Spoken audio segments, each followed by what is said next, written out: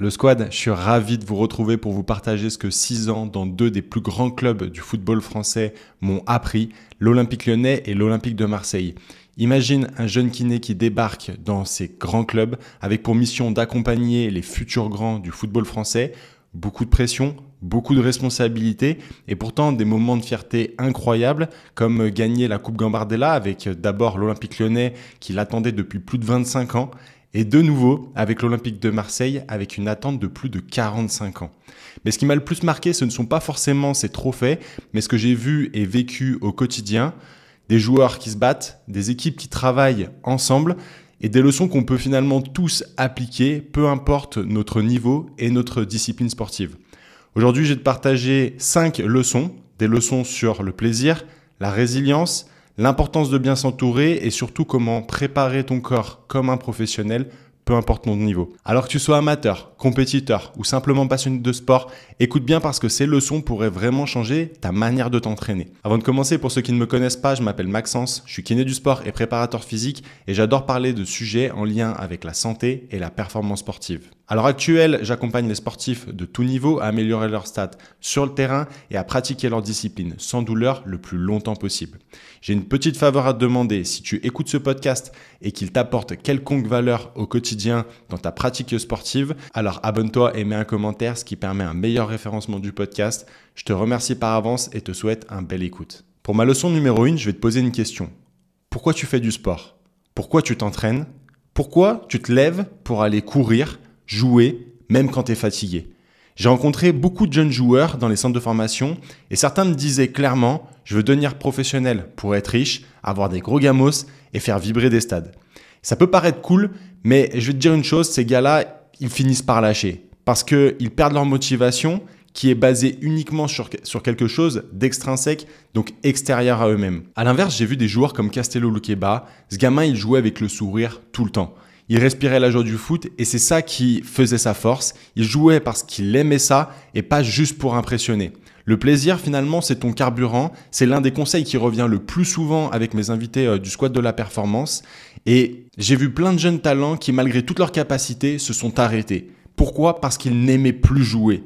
Trop de pression, trop d'attentes. Ils jouaient pour répondre aux exigences des autres et pas pour eux-mêmes. Donc si tu veux durer, trouve ce qui te fait vibrer dans ton sport et ne laisse personne te voler ce plaisir. Je t'assure, ça arrive très vite. Pour la deuxième leçon que j'ai apprise, c'est que ton corps, c'est ton outil. On oublie trop souvent que notre corps, c'est notre machine principale. Et comme toute machine, si tu l'entretiens pas, elle finit par te lâcher.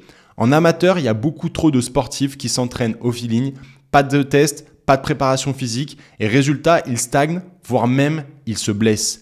En pro, finalement, la réflexion est inverse. Tout commence par une évaluation de mobilité, de force, d'endurance.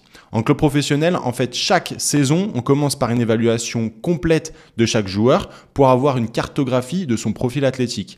On sait exactement ce qui serait pertinent de travailler avec lui pour lui proposer des axes de travail individualisés qui lui permettront par la suite de progresser athlétiquement.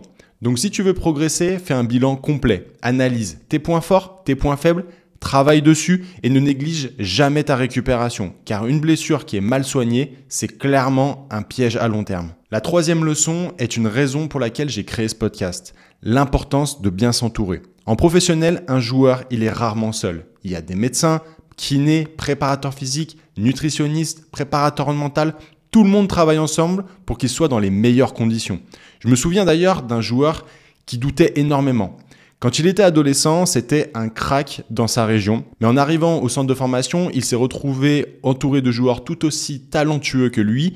Il avait la pression des parents, des blessures à gérer et il commençait à perdre confiance.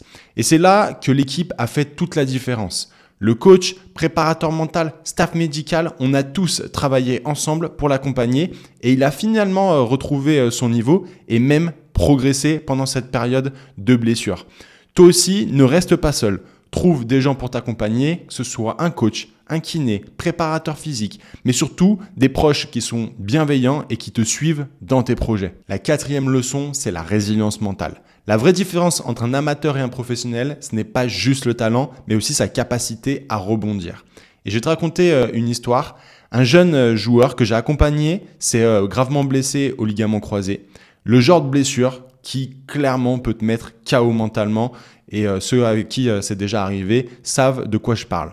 Mais au lieu de se laisser abattre, il a utilisé cette période pour se transformer. Il s'est renforcé physiquement, mais surtout mentalement. Dès le premier jour, on a mis une réathlétisation millimétrée. On a travaillé sur sa mobilité, sa force, sa condition physique globale. Et tu sais quoi? Il est revenu plus fort et beaucoup plus mature.